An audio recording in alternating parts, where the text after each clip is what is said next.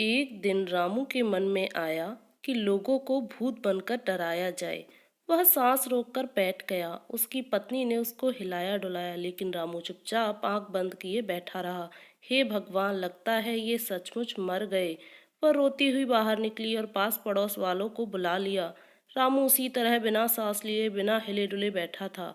पड़ोसियों ने भी समझा कि रामू मर गया है, अब इसका अंतिम संस्कार करना चाहिए। वे बोले। वह रामू को लेकर नदी किनारे आए, उसे लकड़ियों के ढेर पर लिटा दिया, फिर उसके चारों तरफ और ऊपर लकड़ियां रख दी। रामू ने जब देखा कि पड़ोसी चिता में आग लगाने जा रहे हैं, तो वह लकड़ियां फेंक कर उठ खड़ा हुआ। जब पड़ोसियों ने रामू को इस तरह उठकर खड़ा होते देखा, तो भूत भूत चिल्लाते हुए गांव की तरफ भागे। रामू उनके पीछे रुको रुको कहते हुए भागा। वह गांव पहुंचकर वे बोले, रामू मरकर भूत बन गया है और गांव की तरफ आ रहा है। सुनते ही सारे गांव वाले अपने घरों में घुस गए और दरवाजे बंद कर लिए। जब रामू गांव में पहुंचा तो वहां सन्नाटा छाया था। रामू अपने घर की तरफ चल दिया। रामू की पत्नी रेवती ने भी सुन लिया था कि उसका पति भूत बन गया है। उसने भी जल्दी से घर का दरवाजा बंद कर लिया। घर पहुंचकर रामू बोला, रेवती दरवाजा खोलो, मैं रामू हूँ। तुम रामू नहीं, रामू के भूत हो। कृपया करके यहाँ से चले जाओ। मैं तुम्हारा बहुत अच्छी तरह से श्राद्ध कर दूंगी और ब्राह्मणों को भोजन भी करवाऊंगी। बस तुम यहाँ से चले जाओ। रामू दरवाजा खटखटाता रहा, पर रेवती ने दरवाजा नहीं खोला। भगवान, अब मैं क्या करूं? मेरी पत्नी भी विश्वास नहीं कर रही कि मैं भूत नहीं हूँ। रामू ने सारे दिन से कुछ नहीं खाया था। अब उसे बहुत जोर की भूख लगी थी। मुझे कौन भोजन देगा जब मेरी पत्नी भी मुझे भूत समझ रही है? वह चलते चलते गांव के मंदिर पहुंचा। चलो रात यहीं काट लेता हूँ। सुबह जब पुजारी प्रसाद चढ़ाने आएगा तो उससे प्रसाद लेकर खा लूंगा। रामू मूर्ति के पीछे छिप कर बैठ गया और पुजारी की प्रतीक्षा करने लगा। रात बीत गई, सुबह हुई। गांव वालों ने धीरे से दरवाजे खोले और बाहर झांका। रामू का भूत कहीं दिखाई नहीं दिया। सब लोग घरों से बाहर आ गए और अपने काम धंधों में लग गए। पुजारी भी प्रसाद बनाने लगा। प्रसाद बनाया, बड़े बनाए, लड्डू बनाए, फिर सारा प्रसाद एक थाली में सजाकर मंदिर की तरफ चल दिया। मंदिर में पहुंचकर उसने प्रसाद की थाली एक ओर रख दी, फिर कुएं से बाल्टी निकाली और मंदिर धोने लगा। तभी रामू मूर्ति के पीछे से निकला और बोला, स्वामी, आज आपने बड़ी देर कर दी। मैं कब से आपकी प्रतीक्षा कर रहा हूँ। इतना सुनना था कि पुजारी बाल्टी पटककर गांव की तरफ भागा। उसके पीछे पीछे रामू स्वामी स्वामी कहता हुआ। गांव वालों ने जब रामू को पुजारी के पीछे आते देखा तो फिर से घरों में घुस गए और दरवाजे बंद कर लिए। रामू एक बार फिर अपने घर गया, लेकिन पत्नी ने दरवाजा नहीं खोला। रामू मंदिर में लौट आया और पुजारी जो प्रसाद लाया था उसे खाकर अपनी भूख मिटाई। पेट भर जाने के बाद रामू ने अपनी तरफ देखा। शरीर धूल मिट्टी से सना था, बाल बिखरे थे। लोग ठीक ही मुझे भूत समझते हैं, मेरी हालत तो देखो। वह बोला, सबसे पहले सोहन धोबी से साफ कपड़े मंगाकर पहनना होगा। ऐसा सोचकर रामू नदी किनारे पहुंचा। सोहन धोबी अभी आया नहीं था। रामू कपड़े धोने की भट्टी में छिपकर बैठ गया। उस दिन राजा का कोतवाल घोड़े पर बैठकर गांव का निरीक्षण करने आया था। उसने देखा कि गांव वाले बजाय अपना काम धंधा करने के घरों में बैठे हैं।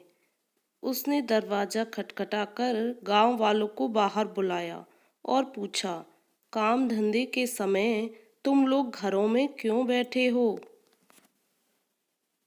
रामू चरवाहा मरकर भूत बन गया है और गांव में घूम रहा है। उसके डर से हम घरों में बैठे हैं, ऐसा उत्तर दिया गांव वालों ने। कोई भूत वूत नहीं होता, चलो सब लोग अपना अपना काम शुरू करो, कोतवाल ने डांटा। सब लोग एक बार फिर घरों से निकलकर अपने अपने काम पर लग गए। सोहन धोबी भी घाट की तरफ चल दिया। कोतवाल को अपने कपड़े धुलवाने थे। इसीलिए वह भी घोड़े पर सवार नदी की तरफ चल दिया। जैसे ही दोनों घाट पर पहुंचे, रामू भट्टी में से उठकर खड़ा हो गया और बोला, अरे सोहन, कहाँ थे? अब तक मैं कब से भट्टी में बैठा तुम्हारी प्रतीक्षा कर रहा हूँ। इतना सुनते ही सोहन सिर पर पैर रखकर गांव की तरफ भागा। कोतवाल भी सरपट घोड़ा दौड़ाता गांव से दूसरी तरफ भागा। गांव वाले फिर घरों में घुस गए। रामू ने धोबी के कपड़ों में से एक साफ धोती और एक कमीज निकाली।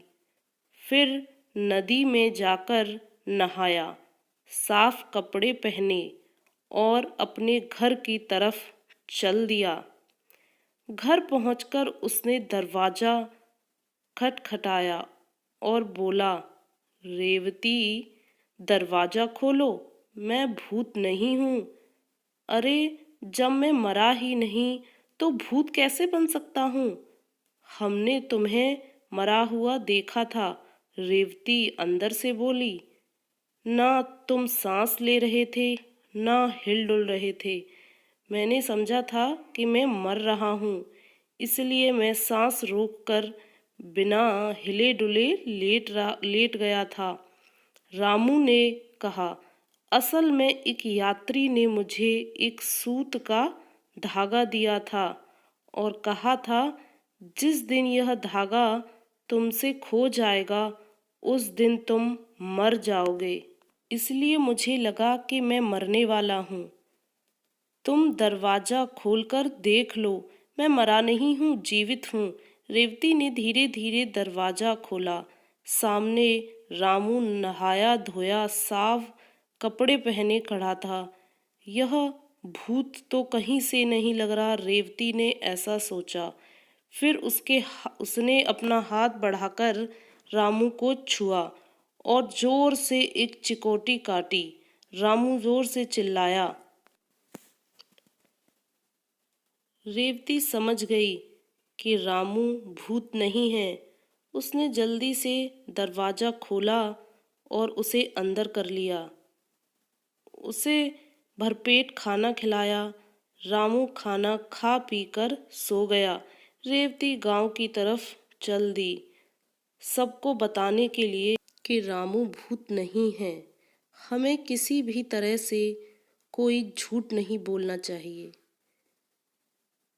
किसी को परेशान नहीं करना चाहिए, क्योंकि इससे हम भी मुसीबत में पड़ सकते हैं।